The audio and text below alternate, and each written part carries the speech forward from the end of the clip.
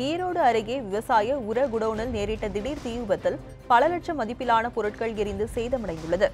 திண்டல் பகுதியைச் சேர்ந்த குணசேகரன் என்பவர் காந்திபுரம் கடைவீதியில் விவசாய நிலங்களை குடோனில் இருப்பு வைத்து விற்பனை செய்து வருகிறார்.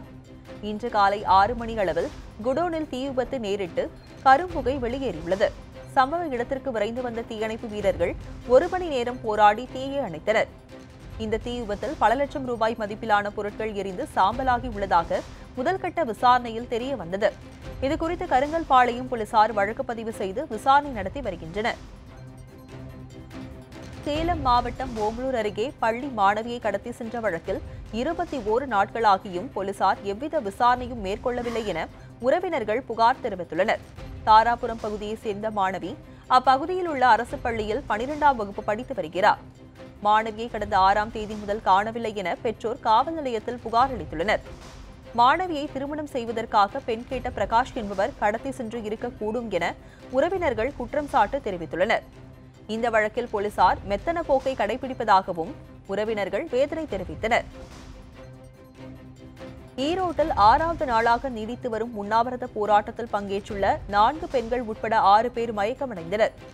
ஈரோடு மாவட்டம் மூலக்கரையில் விளைநிலங்களில் உயர்மின் அழுத்த கோபுரம் அமைக்க எதிர்ப்பு தெரிவித்து மேற்கொண்டு வரும் விவசாயிகளின் போராட்டம் 12வது நாளாக நீடித்து வருகிறது. கடந்த 23ஆம் தேதி முதல் 6 பெண்கள் உட்பட 11 பேர் தொடர் உண்ணாவிரத போராட்டத்திலும் ஈடுபட்டு வருகின்றனர்.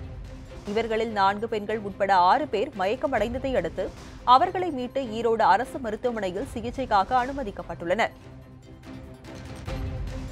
சென்னை அருகே வீட்டின் மொட்டை மாடியில் விளையாடிய 10ஆம் வகுப்பு மாணவனை மர்ம நபர்கள் கொல்ல முயன்ற சம்பவம் பரபரப்பை ஏற்படுத்தியுள்ளது. ஆவடியை அடுத்து ஐயப்பாக்கம் பகுதியைச் சேர்ந்த பாபு என்ற மாணவர் அத்திப்பட்டு அரசு பள்ளியில் 10ஆம் வகுப்பு படித்து வருகிறார்.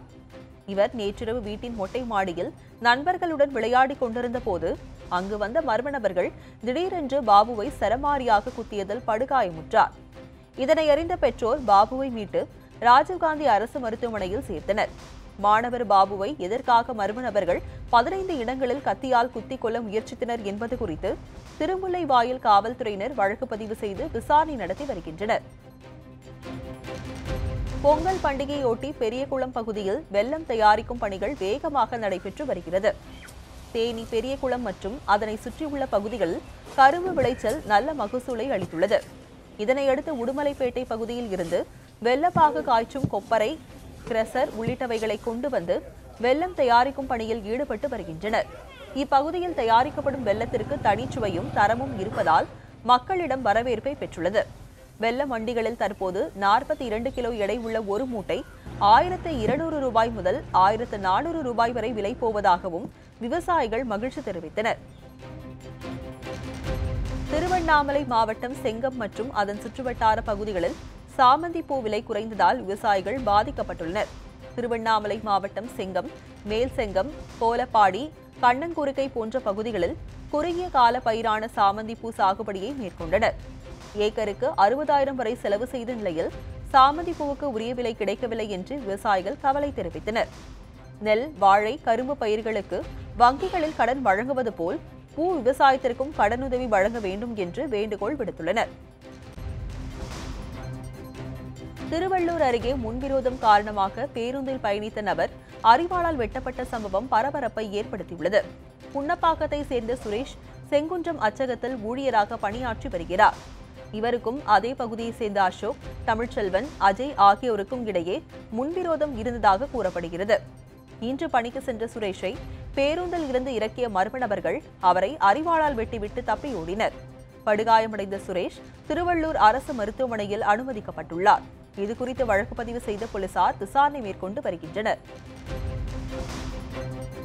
அரியலூர் மாவட்டம் ஜெயங்கொண்டம் அருகே ஓட்டுநரின் கட்டுப்பாட்டை இழந்த அரசு பேருந்து வீட்டிற்குள் புகுந்தது அதிர்ச்சியை ஏற்படுத்தியுள்ளது.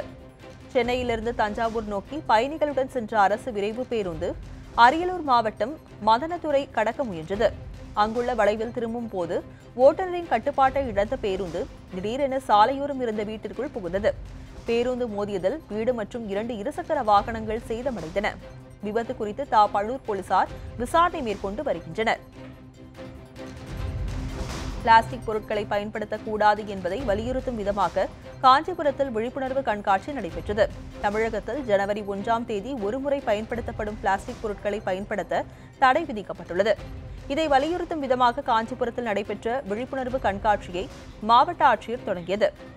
அதில் துணி மற்றும் சணல் பைகள், பாக்கு மட்டை, மண்பாண்டங்கள், பீங்கான், கண்ணாடி குவளைகள், மரக்கரண்டிகள் போன்றவை காட்சிப்படுத்தப்பட்டன.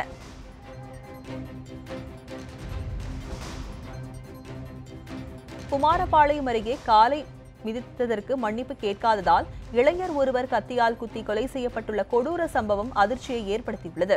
நாமக்கல் பள்ளிப்பாளையம் அருகே உள்ள கோட்டைக்காடு பகுதியில் கடந்த வாரம் மாரியம்மன் கோயில் பண்டிகை கொண்டாடப்பட்டது. இதன் நிறைவு விழாவில் தெருக்கூத்து நாடகம் நடைபெற்றது. இதனை பார்த்துக் கொண்டிருந்த பாபு என்பவரின் காலை கார்த்தி என்பவர் மிதித்துவிட்டதாக தெரிகிறது. இதனால் மன்னிப்பு கேட்க கோரி கார்த்தியிடம் பாபு வலியுறுத்தியுள்ளார். ஆனால் கார்த்தி மன்னிப்பு கேட்க மறுத்ததாக தெரிகிறது. இருவரும் மது போதையில் இருந்ததால் இருவருக்கும் இடையே கடும் வாக்குவாதம் ஏற்பட்டுள்ளது.